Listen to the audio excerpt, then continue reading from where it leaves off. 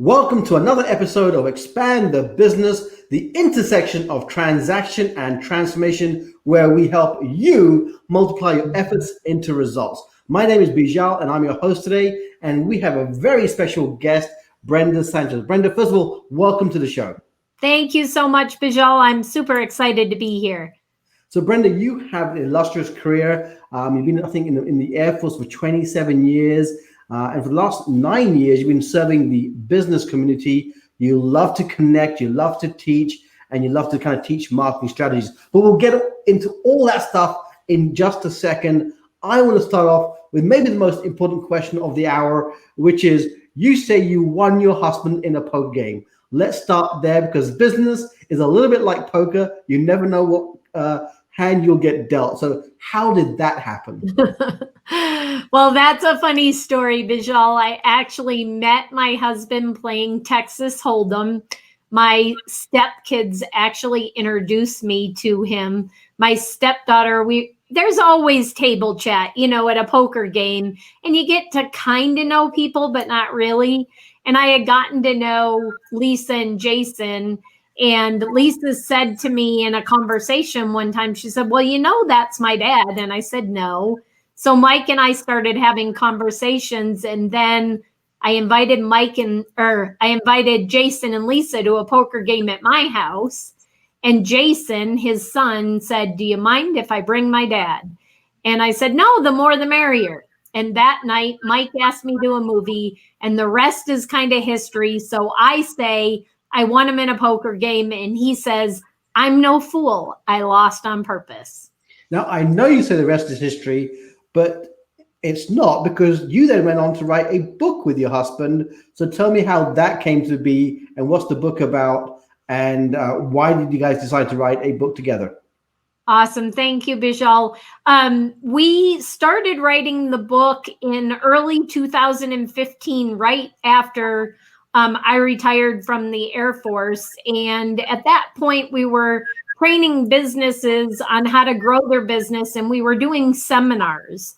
And we went to a Jerry Robert Publish a Book and Grow Rich seminar.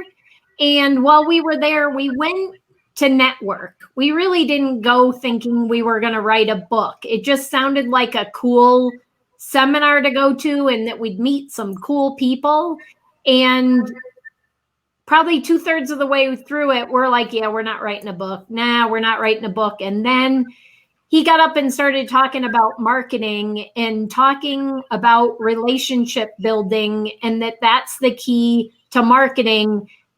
And all of a sudden a light bulb went on, and we got talking to him, and he's like, oh my God, you guys need to write a book, because you need to get the word out. And we started thinking about it, and everything we had been training was here locally in Colorado Springs. And we really wanted to be able to take that message further and to be able to get the word out and help businesses across the country and really internationally. And we thought, well, this would be a good way to do it.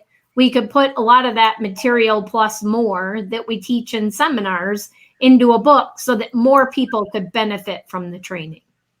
Wow. So basically from a poker game to a relationship to a book about relationships.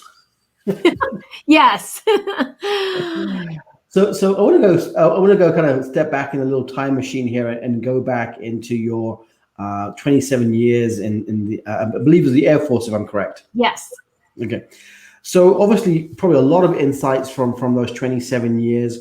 How have those lessons you've learned been applied to how you run your business, but also how you help others run their business? Awesome. Thank you for asking that, Bijal. 27 years in the Air Force, you learn a lot of things.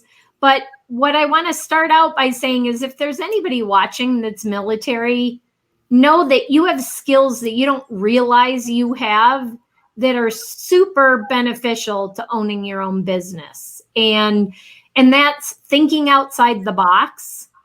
In the military, you have to think outside the box. Plans change, strategies change, because, sometimes the shit hits the fan with a plan and it doesn't work out, you start out one way, but you've got to have backup plans. And in business, you got to have backup plans. You can go forward with plan A, but Mike and I have experienced this in business too. Plan A doesn't always work out. Sometimes you got to go to plan B and plan C. And the putting systems and processes in place. Businesses need systems and processes in order to be successful. I'm talking to a master at systems and processes. You know that, Bijal. And that's how a lot of businesses, they either fail, survive, or thrive, depending on the systems and processes they have in place.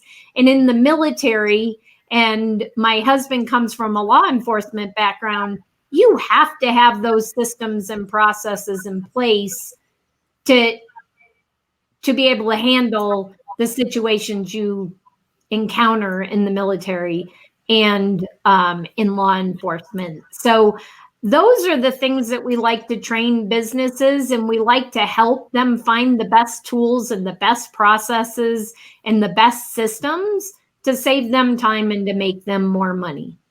That's awesome. Thank you for sharing that, Brenda. In your bio, there's a line that was, you help businesses save time and mine the gold that's already in front of them or right in front of them. What do you mean by that statement? Great. Thanks for asking that. So relationships. Have you ever heard that you're the sum of the 5 people you hang around the most? Mm-hmm. Yeah. Well, that's the gold. Relationships are the gold in business. And most people think relationships, what do they have anything to do with business? They are everything to do with business. They are the foundation of a business, because you can't be in business without yourself. You can't be in business without others, because you need people that you are selling your product or services to. And so it's all about relationships, and you're the sum of the 5 people you hang around the most. So if you're hanging around with super successful people like Bijal and Casey Eberhardt and people like that, then you're bound to become successful. That's why I love hanging around people like you and Casey, because you learn so much. It elevates you. You end up at a different level in business because you can learn. And as long as you have a beginner mindset or a learner's mindset instead of an expert mindset, then you'll always be growing and learning and succeeding in business, or that's our philosophy anyways. So I know you've taken a lot of that wisdom and you put it into the book. So what are some specifics, lessons or methodologies that you talk about in the book? So one of them is kind of thinking outside the box, like I said, with the military. Have you ever heard of the analogy of the ham, Bijal, where the little girl asks her mom at Thanksgiving, "Mom, why do you cut off the ends of the ham?" And she says, "I don't know. I learned from your grandmother. Why don't you go ask your grandmother?" And the little girl goes and asks her grandmother, "Grandma, Mommy always cuts off the ends." And she said she thinks it's because it helps with the juices or makes it juicier. Why do we cut off the ends of the ham? And the grandmother laughs and says, "That's because it's the only way the ham would fit in the pan." And so we get into a routine, we get into habits, or we get into ruts in business, or doing the same thing over and over and over again, expecting a different result. And sometimes we just have to look at it differently, think outside the box and say, like the little girl did, "But why?" We need to question the systems and processes, because the systems and processes that worked 5 years ago, 10 years ago in business, with technology, because that's what I did in the Air Force, it's constantly changing.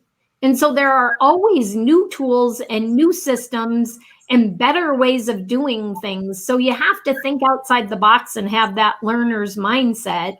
And so we talk about some of those things in the book. That's awesome.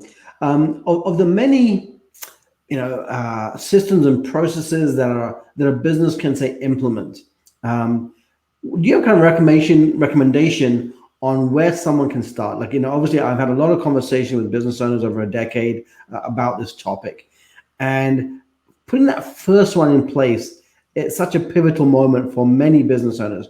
What do you always recommend to people you work with in terms of if they had to pick one system or process to kind of get implemented, what would you recommend? Follow up. You've got to follow up. If a business owner's ever heard this, I'm sure they have. The fortune's in the follow up.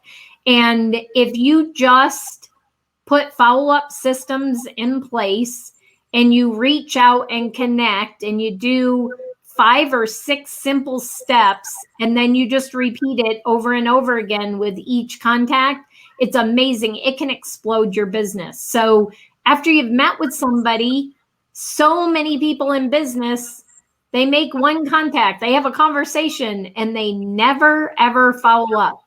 They don't they don't text, they don't phone call, they don't connect on social media, they do nothing. So if you go to the next step and now you've text them after the conversation and say, it was great meeting you. If you talked about connecting them with somebody, connect them with somebody, be a connector, share value, listen to what they need, and be of service to them. And so, or kind of talk about something you talked about in your meeting, like it was great learning about your kids, or, great learning about your new business. I'm super excited for you. I'm looking forward to connecting you. Something that says you listened. And then, so I have to ask you, how did you kind of, was this kind of learned through observation? Was this from your own experience? Like, how did you kind of, not want to say fall upon this, but come to a realization that follow-up was such a key thing to do? So I kind of fell into it, but it was also coaching. I mean, I had coaches like Casey and others that talk about that and the fortune and the follow-up. And I realized, and Mike doesn't like to be what he calls a pesky salesperson, so he doesn't like to follow up multiple times because it's in our head. And we talk about this in the book. It's a mindset, and we don't want to be that pesky salesperson. And so that's why most people give up and don't follow up, is because it's a story in your head. They're not interested, they don't have the money, whatever it might be. And it's all in your head. It's not theirs, because we're all busy people. And we learned that once we started putting systems in place where we followed up multiple times, we started closing more sales and our business started growing. And so the more we did the follow up, or just even reaching out and connecting, an exercise I teach when I'm speaking is to take 5 minutes and just text as many people as you can, or Facebook message as many people as you can, not about your business, but just connect with them, genuine relationships, and connect with them and say, thinking of you, or, tell them what they mean to you, something like that, something valuable and personal to them. And it was amazing what happened in our business once we started doing that. So that's why we teach businesses to do that. And there are multiple ways to follow up, as you know, Bijal. It's texting, it's social media, it's Facebook Messenger, it's pick up the phone. That's a good way too. But also showing up in people's mailboxes is another thing we teach businesses to show up in the mailbox, because then it's the wow factor. That's awesome. So I have to go. I kind of want to take you back for a second. I always like to find out what drew you towards entrepreneurship. Obviously, you had your 27-year career, and then you left. What something happened for you to say, I want to start my own business. I want to get into entrepreneurship. What was that for you? So I've been an entrepreneur all my life, really, Bijal. I started out with a paper delivery route, but really what it was that we were playing poker is when we were introduced to the opportunity. So yes, cards has something to do with my destiny and my future.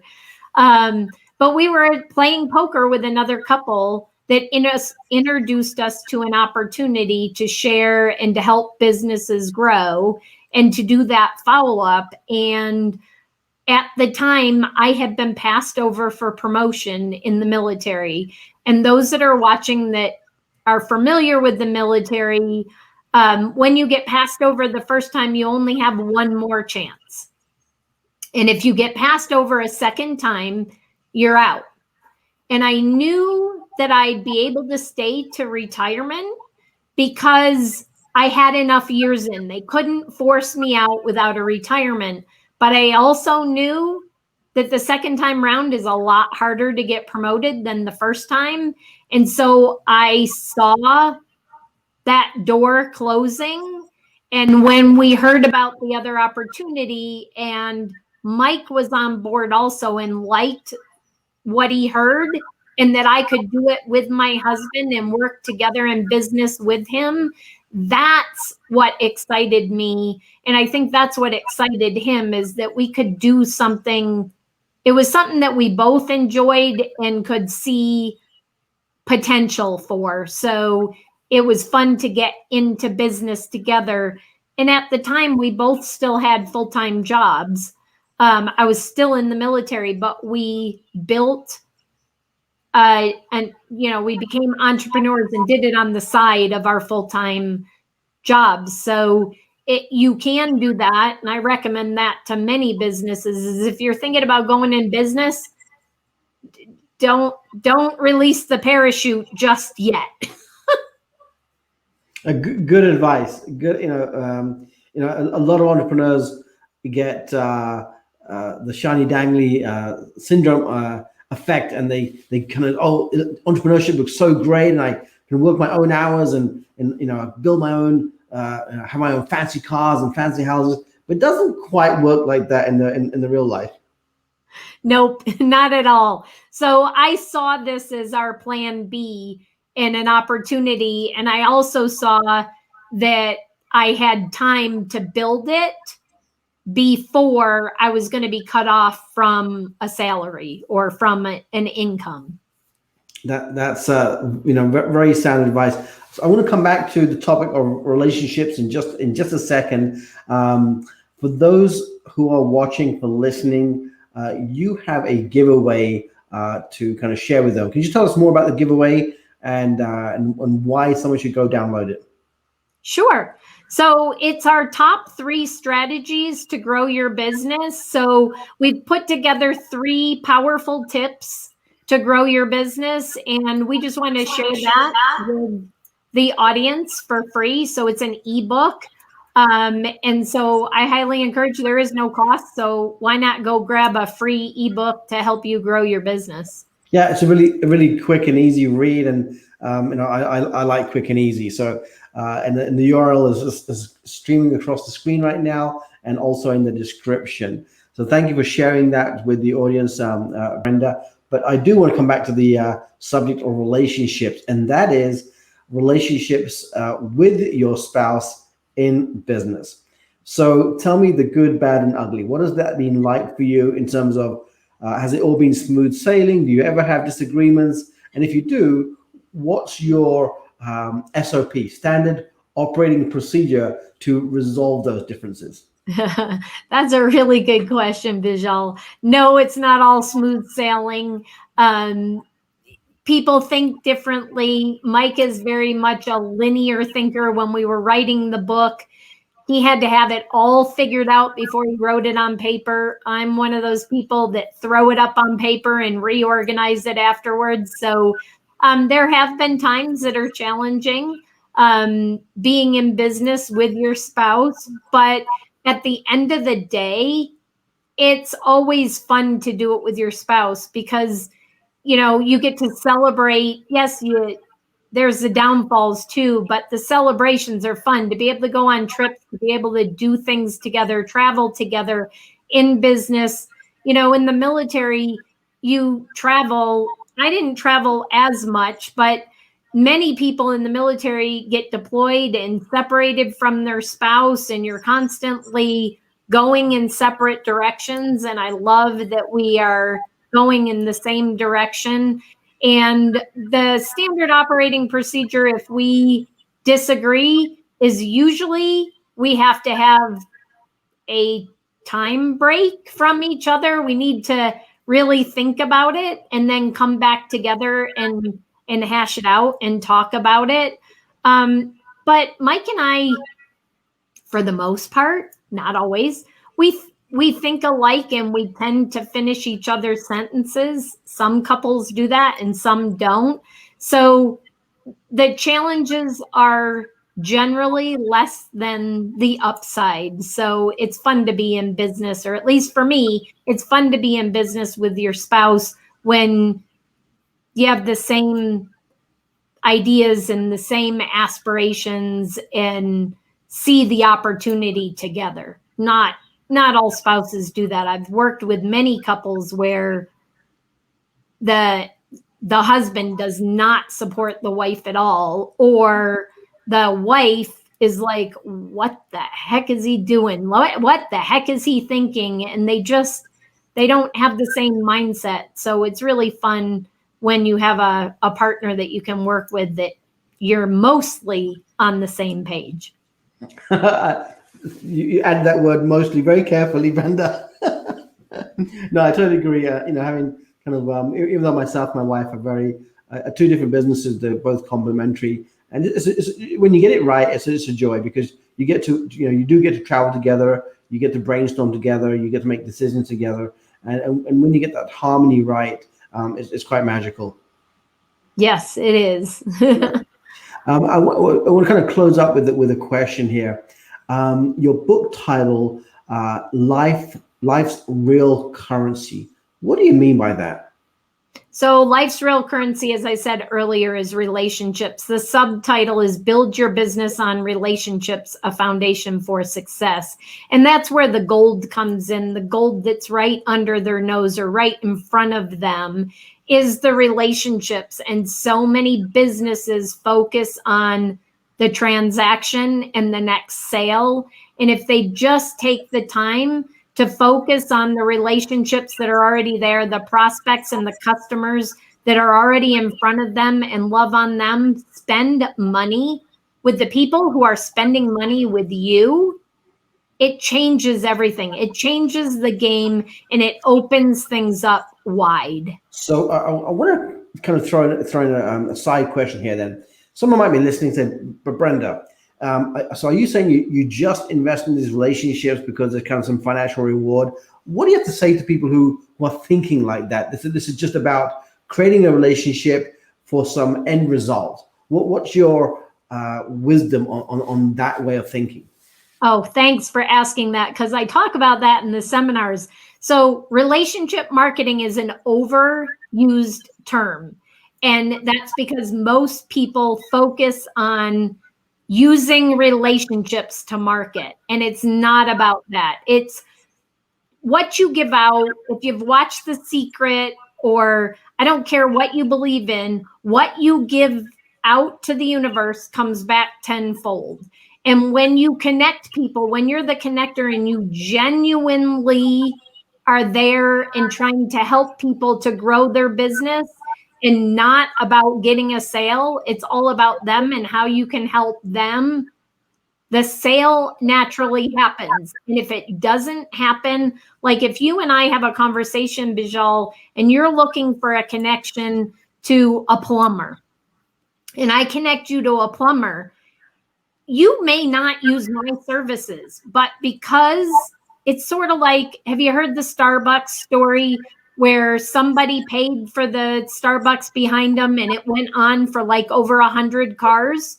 Yep. What you give out comes back tenfold, and it doesn't always come through the person that you served. And that's what people have to understand. And that's why we say relationships are life's real currency is because it is the sum of the 5 people you hang around the most and their networks. And it's about not selling to somebody, but through somebody and sharing the value with them so that then they want to go and shout it from the rooftops to somebody else about what you do. So it's not about selling to that person necessarily that you have in front of you. It's about opening doors and opening networks that you would never have access to. You've heard we're all, 6 degrees or 7 degrees away, separation away from anyone in this world. And if you start looking at relationships that way and figuring out how you can serve people, not sell people, the rest just falls into place. Oh, I love that. It's a perfect line to close on. Look for ways to serve people, not sell people, and be very authentic about how we build these relationships. But Brenda, first of all, thank you for coming on the show and sharing your wisdom. Thank you so much, Bijal. It was fun. I enjoyed this and look forward to watching some of the other interviews you've been doing. Thank you so much. Remember, Brenda, you've helped those watching and watching now, watching later, expand their business through the power of authentic relationships. So first of all, thank you again, Brenda, and we'll see you hopefully in Colorado Springs sometime soon. Awesome. Thanks, Bijal. Bye for now. Bye.